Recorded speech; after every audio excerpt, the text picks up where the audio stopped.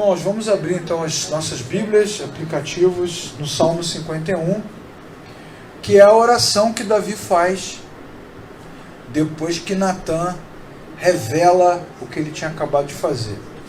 É uma mensagem que a gente está trabalhando aqui domingo após domingo. Se você não assistiu às anteriores, aqui embaixo do vídeo, depois que for editado, gravado e publicado, vai estar o link de todas as mensagens, de todas as reflexões que nós fizemos nos domingos anteriores. E agora nós temos um Davi frustrado, né? Frustrado, prostrado e está aí, né? Publicamente revelado o seu crime, a sua maneira tão horrível de ser. Por trás de todo ser humano tem uma face horrível, né? Eu queria inclusive aproveitar essa fala, como eu faço todos os domingos, né? Recomendo livros e filmes e cultura, porque a arte sempre nos ajuda a pensar sobre a vida. Eu quero recomendar a você, se você puder um dia, ler um livro muito bom, que é o Retrato de Dorian Gray. Não sei se vocês já leram. É sobre um homem que faz um pacto com o demônio para que ele não envelheça. Ele quer ficar jovem, então ele faz esse pacto, e aí dentro dessa aliança que ele estabelece lá com o demônio, o que acontece é que ele tem um quadro, que é o seu retrato, e toda a sua vida, o seu coração, o tempo que não vai passar no seu corpo, vai se refletir na sua imagem lá no quadro. Então, a cada ano que passa, o quadro vai ficando horrível, vai ficando distorcido, vai ficando esquisito, vai ficando obscuro, maligno, perverso, mas ele continua jovem. Então, o livro é muito legal porque ele mostra como o ser humano é de fato, né? Por dentro, por fora. Muitos de nós aí, arrumados, bonitos, maquiados, bem tratados, por dentro tem uma grande escuridão. E Davi não é diferente. Agora ele vai orar e vai pedir a Deus misericórdia diante da situação que aconteceu. Então vamos ler o Salmo 51. Tem misericórdia de mim, ó Deus, por teu amor, por tua grande compaixão, apaga as minhas transgressões. Lava-me de toda a minha culpa e purifica-me do meu pecado. Pois eu mesmo reconheço as minhas transgressões e o meu pecado sempre me persegue. Contra ti, só contra ti pequei e fiz o que tu reprovas, de modo que justa é a tua sentença e tens razão em condenar-me. Sei que sou pecador desde que nasci, desde que concebeu minha mãe. Sei que desejas a verdade no íntimo e no coração me ensinas a sabedoria. Purifica-me com o sopo e ficarei puro, lava-me e mais branco do que a neve serei. Faze-me ouvir de novo o júbilo e a alegria, e os ossos que esmagaste exultarão. Esconde o rosto dos meus pecados e apaga todas as minhas iniquidades. Cria em mim, ó Deus, um coração puro e renova dentro de mim o espírito estável. Não me expulse da tua presença, nem tires de mim o teu Santo Espírito. Devolve-me a alegria da tua salvação e sustenta-me com o espírito pronto a obedecer. E assim ensinarei os teus caminhos aos transgressores, para que os pecadores se voltem para ti. Livra-me da culpa dos crimes de sangue, ó Deus, da minha salvação, e a minha língua aclamará a tua justiça. Ó Senhor, dá palavras aos meus lábios, e a minha boca anunciará o teu louvor. Porque o Senhor não tem prazer em sacrifício, nem se agrada de holocausto, senão eu os traria. Porque os sacrifícios que agradam a Deus são o espírito quebrantado, porque o coração quebrantado e contrito, ó Deus, tu não desprezarás. Por tua boa vontade faze Sião prosperar, ergue os muros de Jerusalém, e então te agradarás dos sacrifícios sinceros, das ofertas queimadas e dos holocaustos, e os novilhos serão oferecidos sobre o teu altar. Pronto.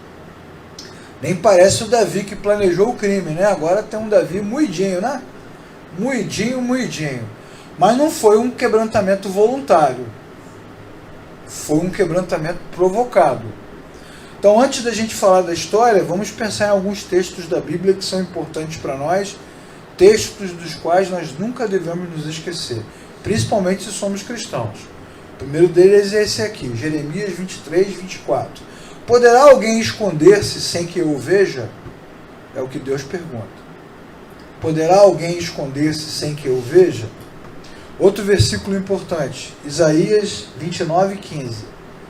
Ai daqueles que descem às profundezas para esconder seus planos do Senhor, que agem nas trevas e pensam, quem é que nos vê? Quem ficará sabendo? Isaías 29, 15. Agora vamos ler mais um, Hebreus 4, 13, que diz assim, nada em toda a criação está oculto aos olhos de Deus. Tudo está descoberto e exposto diante dos olhos daquele a quem havemos de prestar contas. Então a Bíblia, para nós que somos cristãos, que é a verdade, é muito clara ao dizer que Deus sabe de tudo. E é o coração do homem, a mente humana, que acha, em algum momento, por causa da presunção, da arrogância, que pode fazer alguma coisa e ficar impune. Ninguém ficará impune. É assim que nós cremos, porque é assim que a Bíblia diz.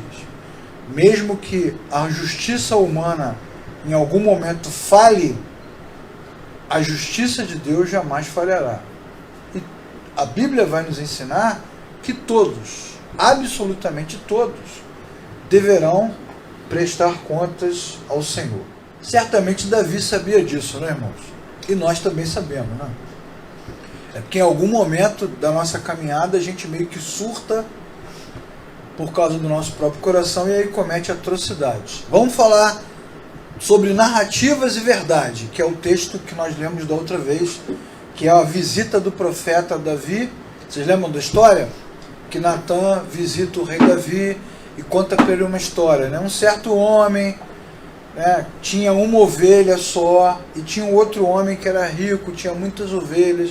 E esse homem rico, quando recebeu seu amigo em casa, quis fazer um banquete, em vez de pegar uma das suas ovelhas, pegou a ovelha do vizinho, que era a ovelha que dormia no seu colo, que ele viu crescer. Aí ele faz um drama assim, e aí a Bíblia diz que Davi fica enfurecido e diz assim, esse homem merece morrer. Por quê? Porque ele precisa sustentar a narrativa.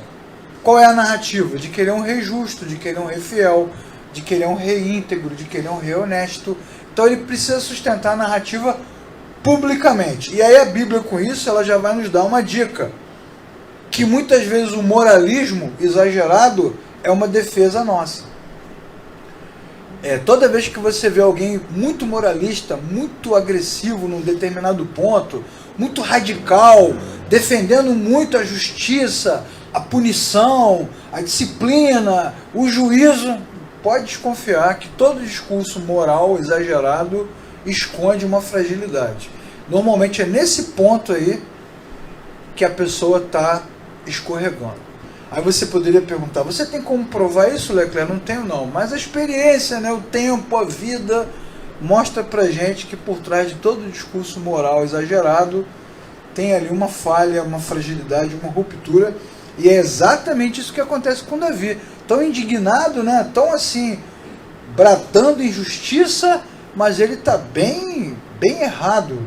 Ninguém sabe, só que Deus sabe. Deus jamais poderá ser manipulado, que é isso que os textos mostraram para a gente antes. Então Natã fala assim, você quer saber quem é esse homem? E Davi diz, eu quero saber quem é esse homem. E Natã fala assim, você é esse homem. Natã expõe então a fragilidade de Davi, mostra que Davi é insaciável, né? O coração do homem pecador é um coração insaciável, né?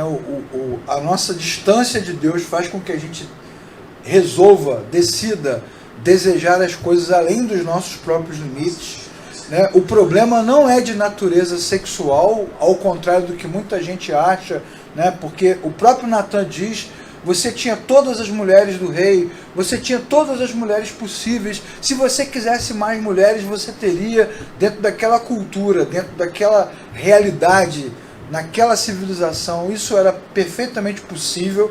Então o problema não era sexual e, na verdade, o que a Bíblia vai mostrar é que Davi desprezou completamente a palavra de Deus.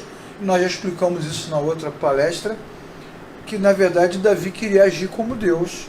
Ele queria tudo, todos, todas, a qualquer preço.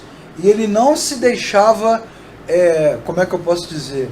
Ele não se deixava frustrar, ele não admitia receber um não como resposta. Já tínhamos visto isso com Abigail antes, e agora de novo. Então toda vez que ele quer alguma coisa, ele vai tentar obter aquela coisa porque ele se sente Deus, e isso é o retrato do ser humano. Só que a Bíblia vai nos mostrar, na mesma passagem, que a arrogância humana tem juízo, porque Deus não se deixa escarnecer, no sentido de que Deus não troca de lugar com o ser humano. Então toda arrogância humana tem juízo, e a Bíblia vai mostrar que a verdade traz luz sobre todas as coisas.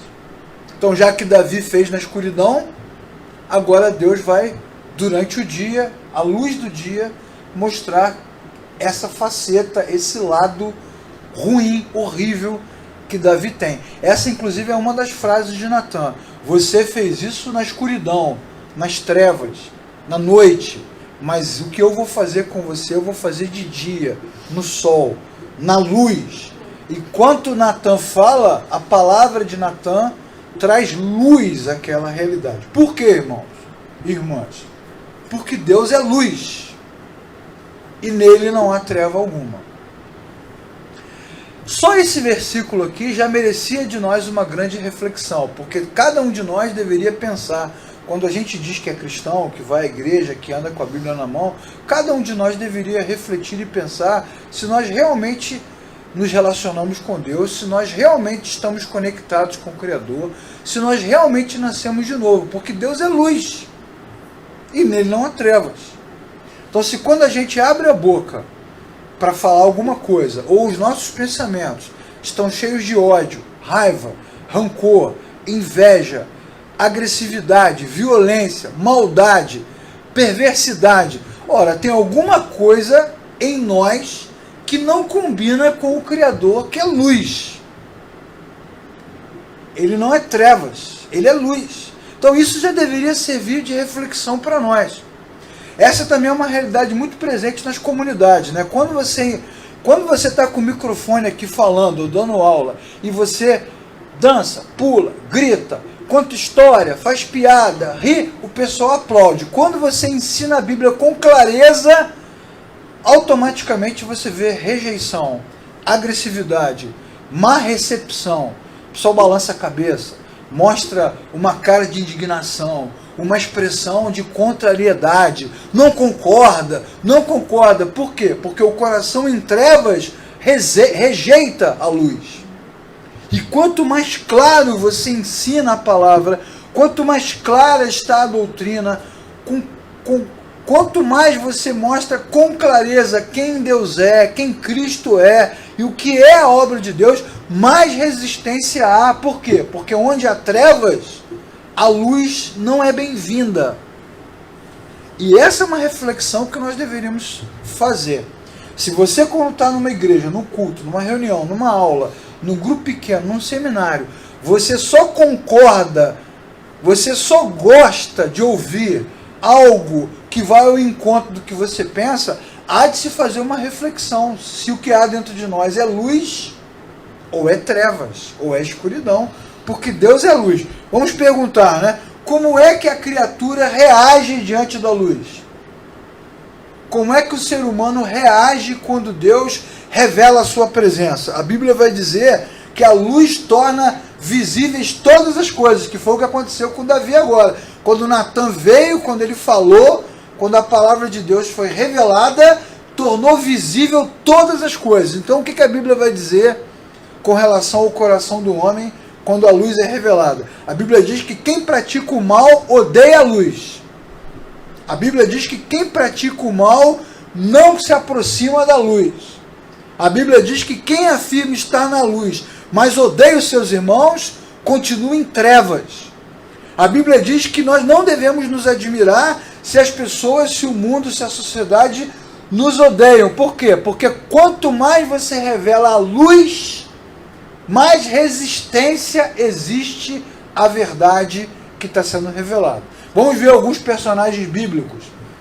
Não é a primeira vez que acontece, não é a última que vai acontecer, e a Bíblia vai mostrar alguns deles. Por exemplo, quando Deus confronta Adão, né, o primeiro homem lá no Gênesis, que conversava com Deus, como a Bíblia revela, puxa vida, Adão, cara, o primeiro, né? Só que Adão tinha acabado de cometer um ato arrogante, tinha acabado de assumir uma posição onde ele queria ser igual a Deus, queria o lugar de Deus, queria ter a autoridade de Deus. Quando Deus confronta Adão, o que Adão faz? Ele fala assim, ó, na verdade eu fiz isso porque quem me botou nessa furada foi a mulher que tu me deste. Então, Adão está botando a culpa em quem, irmãos? Quem é o culpado dele ter errado? É Deus. A culpa é sua, pô. Você que me botou nessa furada. A mesma coisa acontece com os irmãos de José. José é um garoto bacana, trabalhador, que cuidava do rebanho do seu pai, era uma pessoa bondosa, amorosa, justa. A Bíblia vai mostrar que em toda a sua trajetória, ele é um cara honrado, dedicado, em tudo que ele faz. Ele é dedicado quando é livre, ele é dedicado quando está preso, ele é dedicado quando está lá enjaulado, isolado. Ele é um cara sério, mas quanto mais luz havia nele, mais os seus irmãos o odiavam. Diz o texto que os seus irmãos odiavam José. Vamos ver Miriam.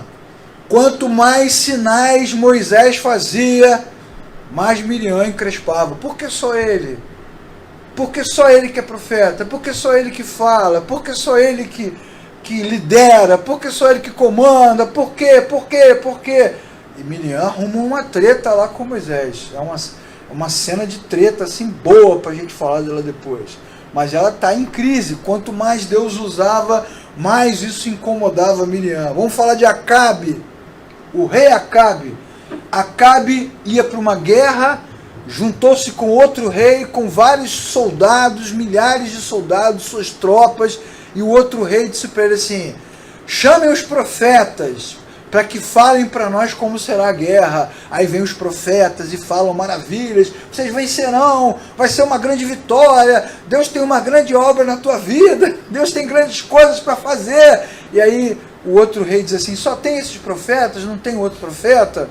E Acabe diz, tem mais um, o problema é que ele nunca diz o que eu quero ouvir. Não, mas manda chamar o profeta. Aí vem o profeta e fala, e diz assim, ó, Acabe, vai dar ruim, você vai perder a guerra, você vai morrer, vai dar tudo errado. E ele olha para o outro rei e diz, está vendo? Eu não te falei? Ele nunca fala o que eu quero ouvir, ele tem raiva do profeta. Vamos falar de Saul. Quanto mais Davi brilhava, quanto mais Davi vencia, quanto mais Deus usava Davi, quanto mais a presença de Deus se manifestava na vida de Davi, mais Saul o odiava. E a Bíblia diz que ele o odiava. A Bíblia diz que ele sentia inveja de Davi, que ele perseguia Davi, que ele tinha um plano para matar Davi. Todos esses personagens aqui que nós vimos, ó, desde Adão, tá vendo? Andava com Deus, andavam com Deus, andava com Deus, andava com Deus. Todos esses personagens aqui, ó, em algum momento da sua vida andaram com Deus. Mas dentro deles havia trevas, e toda vez que a luz se manifesta, eles têm resistência, ódio, rancor, agressividade, violência, não gostam da luz. Agora vamos ver Davi, que é o personagem dessa história. Se Natan tivesse chegado para Acabe e tivesse falado como falou com Davi, o que vocês acham que Acabe ia fazer? Hã? Se Natan tivesse chegado para Saul e tivesse falado o que falou para Davi, o que vocês acham que Saul ia fazer? Cara, sem condição. Mas quando Natan acusa Davi, revela o seu problema diante da corte, diante dos soldados, diante de tudo o que acontece, o que Davi diz? Vamos ler 2 Samuel capítulo 12, versículo 13. Então Davi disse a Natã: pequei contra o Senhor.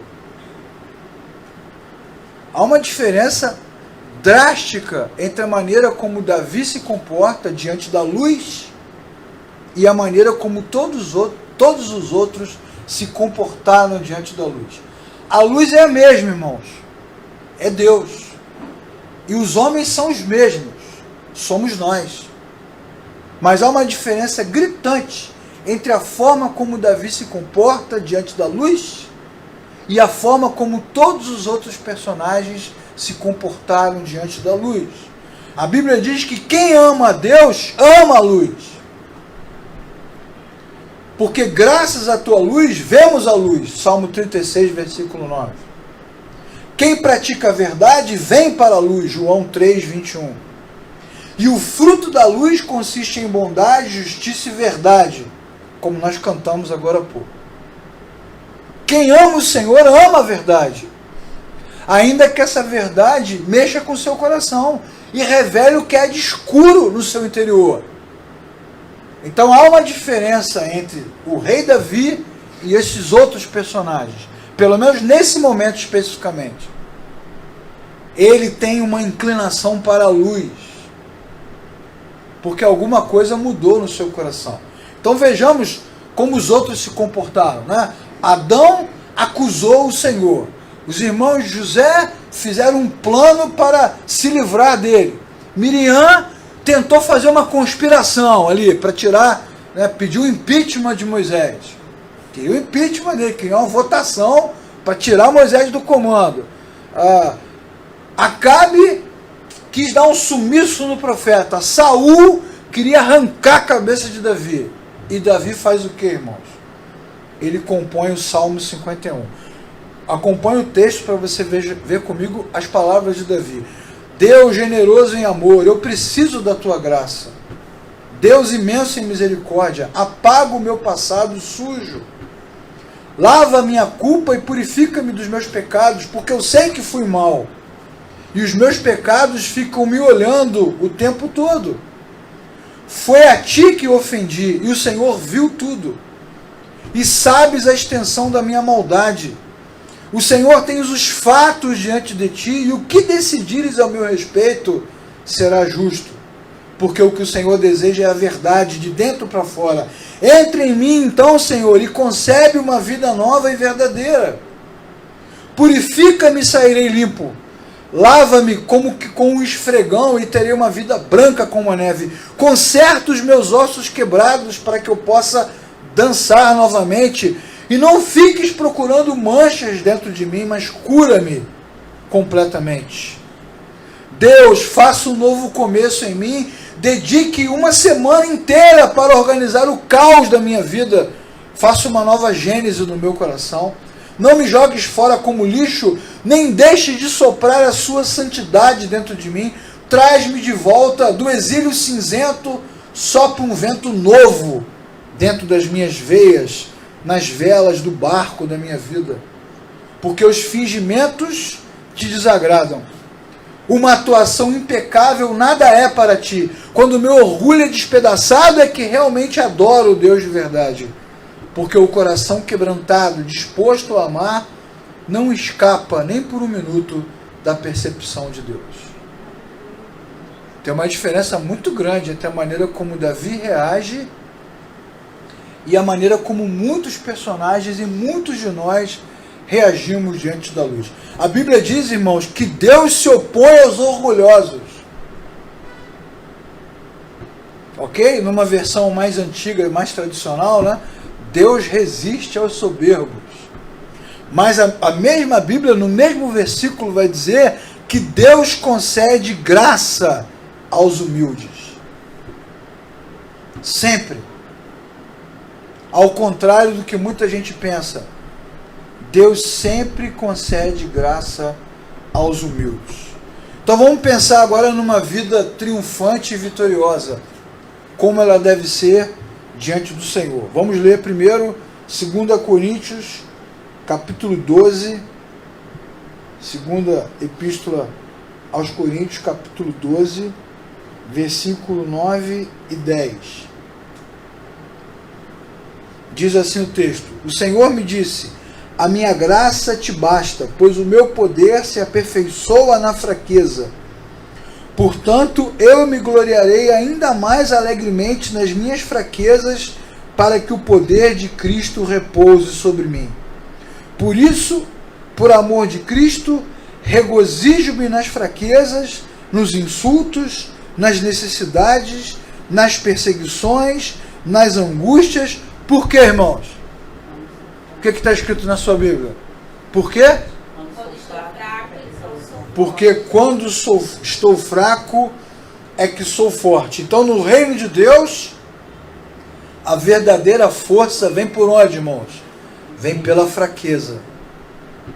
Esse Davi quebrado, arruinado, moído diante do Senhor, esse Davi está se fortalecendo agora. Vamos ler outro texto, Evangelho de Marcos, capítulo 10, versículo 43. Marcos, capítulo 10, versículo 43.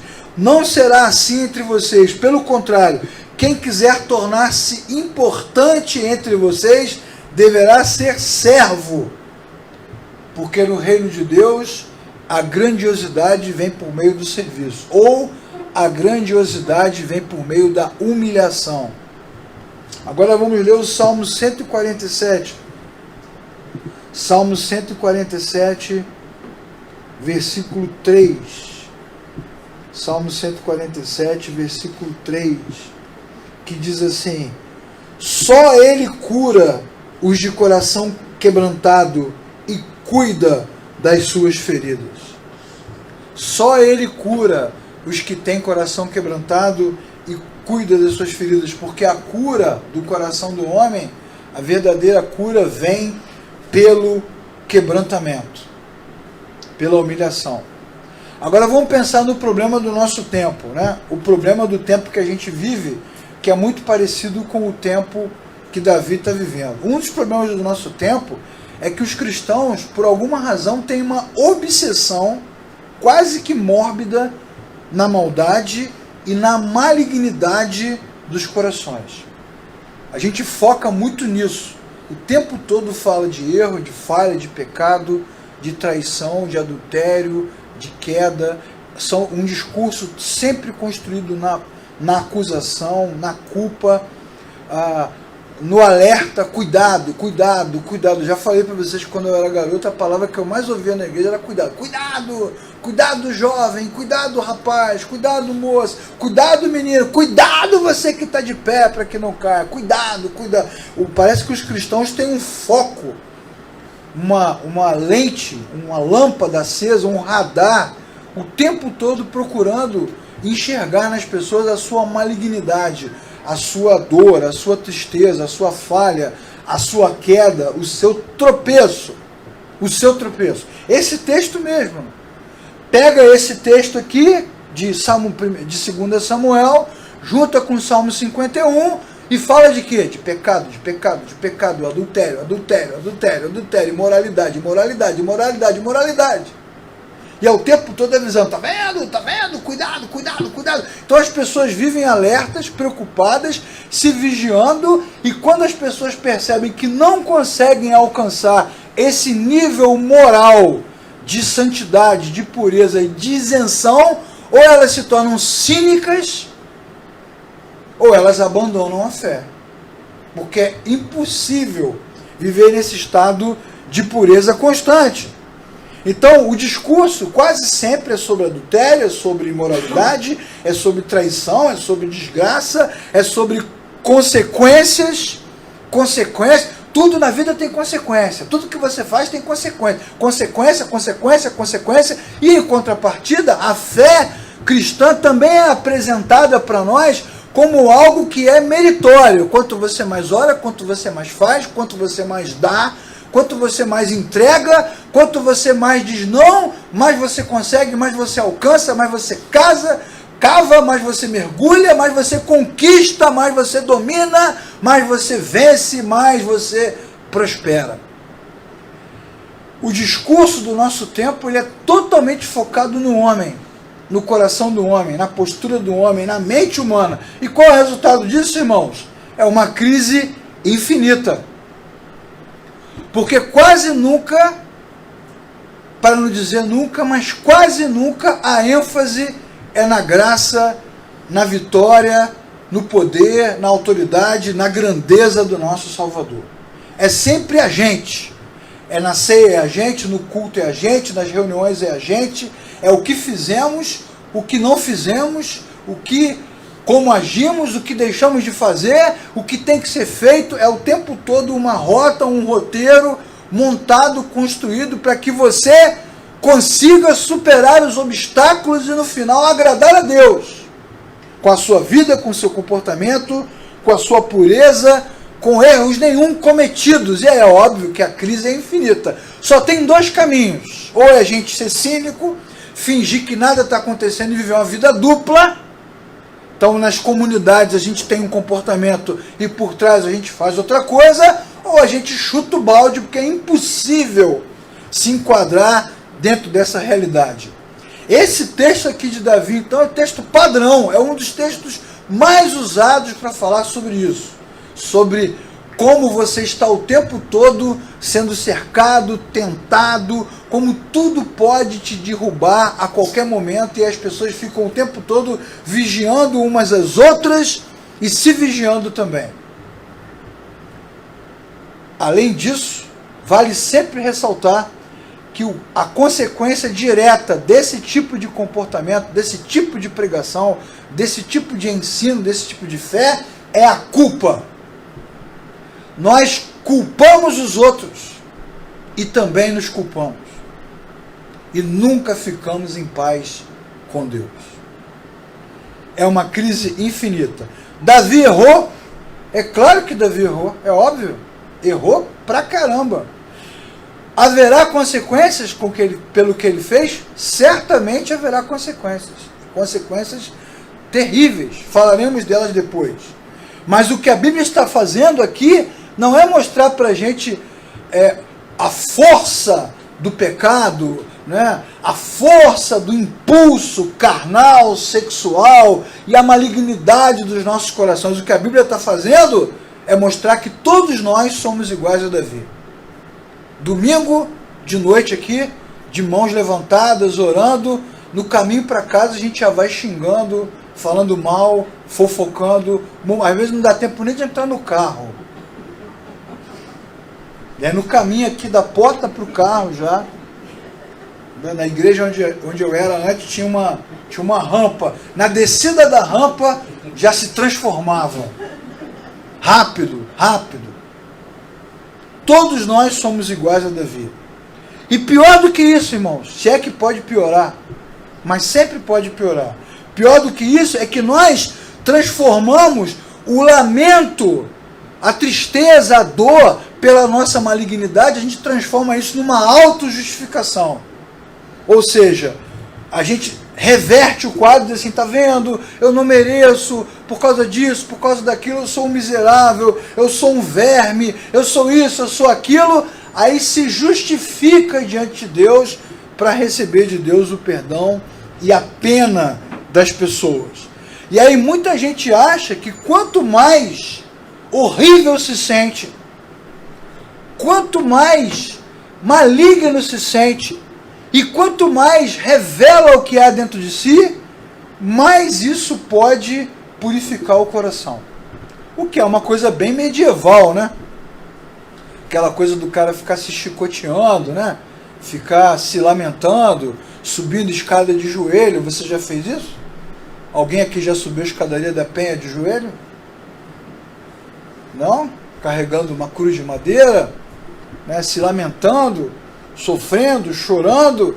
E aí, pensando nessa frase aqui que eu coloquei para vocês lerem, qual é a ênfase da mensagem? Arrependa-se! Arrependa-se! Quebrante-se! tem que ter quebrantamento, tem que ter arrependimento, e as pessoas vêm para os cultos e choram, aí você faz o apelo, as pessoas vêm aqui na frente, caem no chão, e grita, e chora, porque a gente acaba achando que a certeza da malignidade e a força do desespero são purificadores. Ó, você vai ali agora e reza tantos isso, tantos aquilo outro, e a pessoa sofre, e aquele sofrimento é purificador, né? Quanto mais eu sofro, quanto mais eu choro, quanto mais eu bato no peito, quanto mais eu grito, mais isso me limpa. E essa é a mentalidade de muitos. E é assim que isso é ensinado, infelizmente. Mas o que a Bíblia vai nos ensinar é que o quebrantamento não pode nos justificar.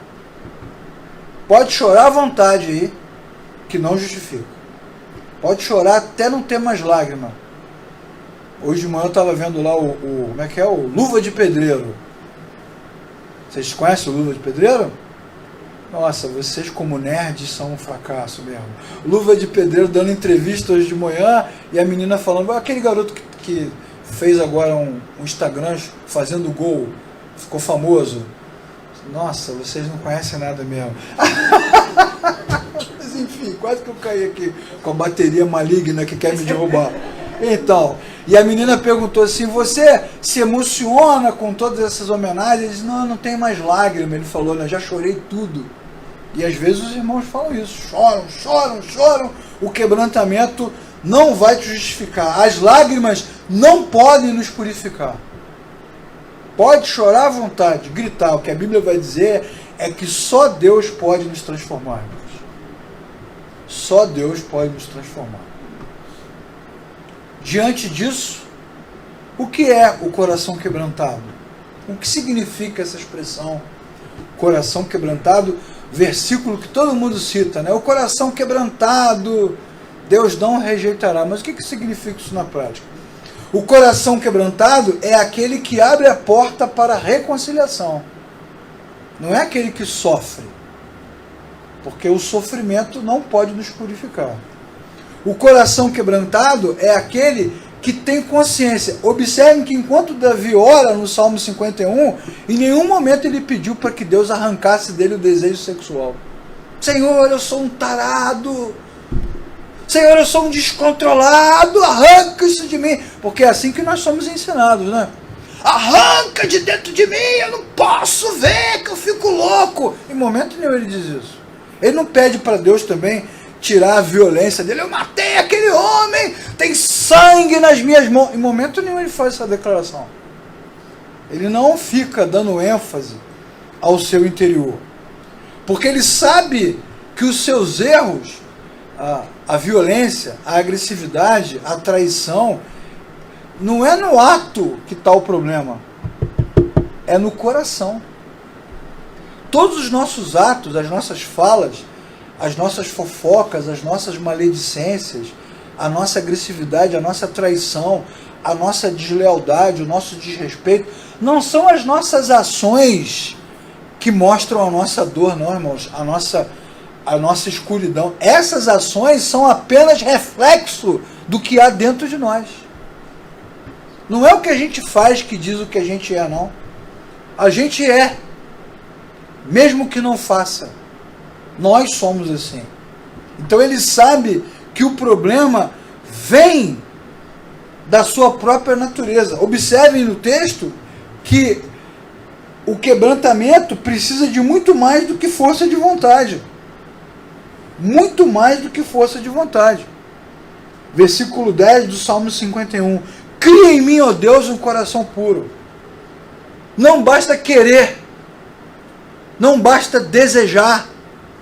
Não basta se esforçar.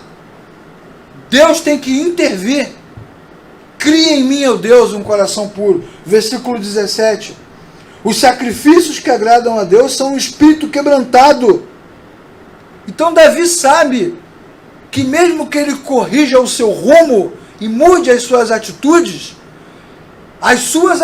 na verdade são resultado de um coração ruim, que só pode mudar se Deus intervir diretamente. Um coração quebrantado nunca é um fim em si mesmo. Não adianta a gente falar, você tem que quebrantar seu coração, você tem que se arrepender, você tem que confessar, você tem que vir aqui procurar o líder da comunidade, da igreja e dizer o que você fez, porque isso, irmãos, não resolve o nosso problema. Você pode ser religioso a vida inteira, ir à igreja desde criança, conhecer os textos, cantar as músicas, isso não resolve o nosso problema. A única coisa que resolve o problema do nosso coração é a presença da luz do próprio Deus dentro de nós. Todos os atos humanos em si mesmos, eles são insuficientes. Davi é igual a nós somos iguais a ele. É um homem enfermo dentro dele. Até o próprio Tiago, que eu já citei aqui na outra passagem, né, falando sobre como Deus resiste ao soberbo, como Deus dá graça ao humilde, o próprio Tiago, ele fala sobre isso na sua epístola. Ele diz, como pode a mesma fonte dar água doce e água amarga? Ele pergunta. A mesma língua que abençoa, amaldiçoa. Somos nós, irmãos. É o ser humano. Davi sabe que, mesmo que ele se esforce, ele diz aqui, ó, no versículo 16, tu não te deleitas em sacrifícios, não te agrada em holocaustos, senão eu os traria. O que ele está dizendo? Que ele já sabe que a quantidade de cultos, a quantidade de músicas, a quantidade de ofertas, de retiro, de congressos, de eventos, de conferências, isso tudo é inútil se Deus não mudar o nosso coração. Pode dar o que você quiser, o tempo, o dinheiro, a vida, a família, o corpo, pode fazer o que você quiser. O que ele diz aqui é a mesma coisa que Paulo diz em Coríntios 13, quando ele fala, eu posso dar o meu corpo para ser queimado, posso dar os meus bens todos e distribuir para os necessitados, mas se eu não tiver amor, se Deus não estiver dentro de mim, eu sou como um sino, oco, faz barulho, mas não tem nada. É o mesmo entendimento. Davi sabe que, na verdade, nós só mudaremos se a graça de Deus entrar no nosso coração. Se houver mudança dentro de nós. Se houver um encontro com Cristo.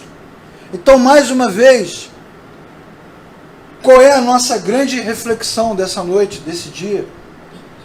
Nós precisamos, o homem precisa de um encontro verdadeiro com Cristo. De novo nascimento. A religião não pode nos transformar. A religião sem o novo nascimento, a religião sem o encontro com Cristo, ela para nós só serve de entretenimento.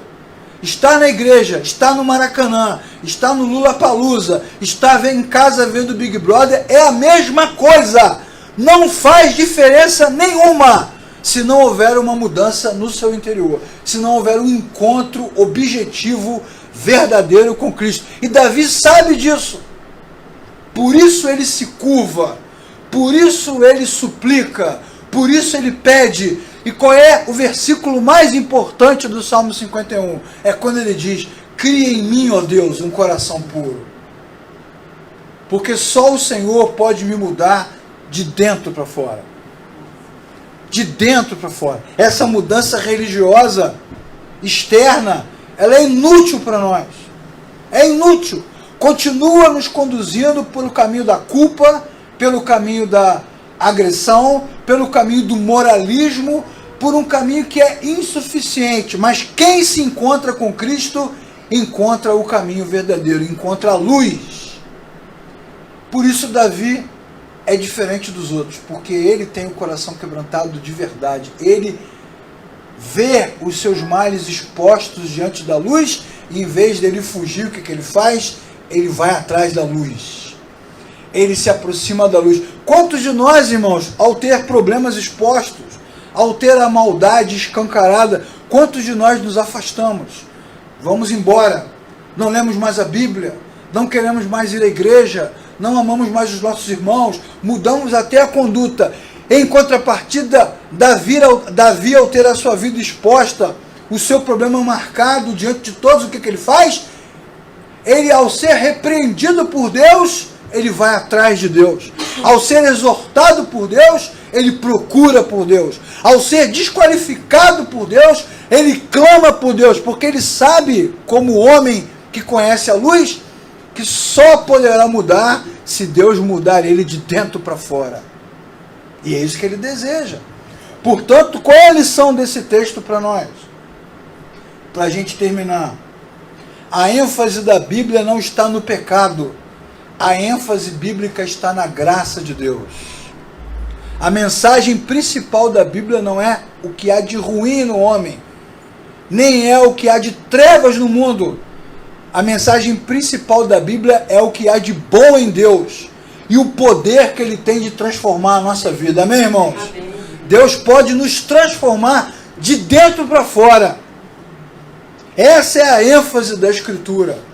Não é naquilo que as pessoas fazem de errado, nas falhas que elas cometem, nos tropeços, nas mentiras, nos equívocos. A ênfase bíblica não está nisso. A mensagem principal da Bíblia é: o homem está em trevas, mas Deus pode colocá-lo na luz. Por isso que a Bíblia diz que quando nós nos encontramos com Cristo, Ele nos liberta do império das trevas e nos transporta para o reino da sua luz, de dentro para fora, como diz a Escritura.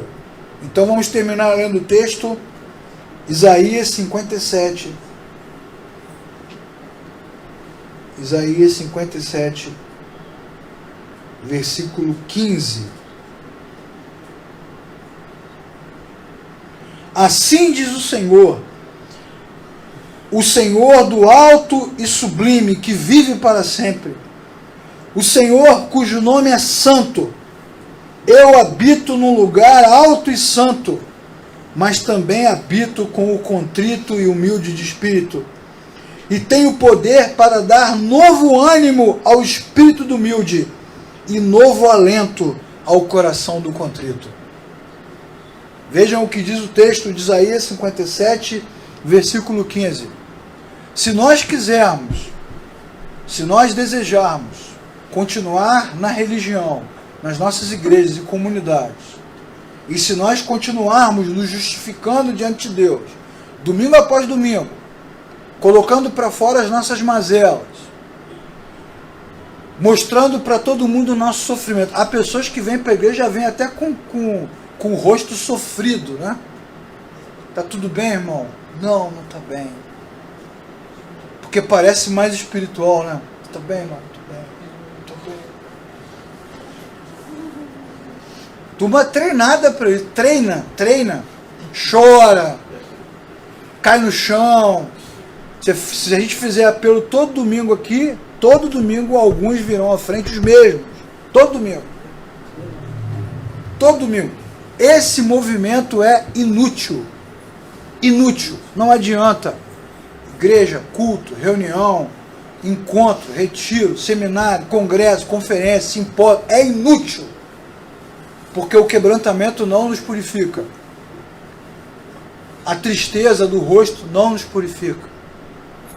O lamento, o desabafo não nos purifica. É inútil.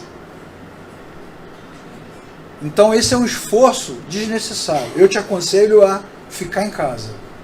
Aproveita o tempo, vê lá os gols da rodada de hoje, vê lá um documentário, dorme um pouquinho, faz uma pipoca, né, um cafezinho, é melhor. Não, é inútil, é uma perda de tempo. E em contrapartida, aqueles que acham que por causa da sua jornada, por causa da sua caminhada, por causa dos seus erros, por causa das suas falhas, por causa do seu passado, por causa do seu coração, esses que acham que nunca receberão de Deus a chance da transformação, é exatamente o contrário. Deus é poderoso para transformar trevas em luz. Os que acham que vão se justificar estão perdendo o seu tempo.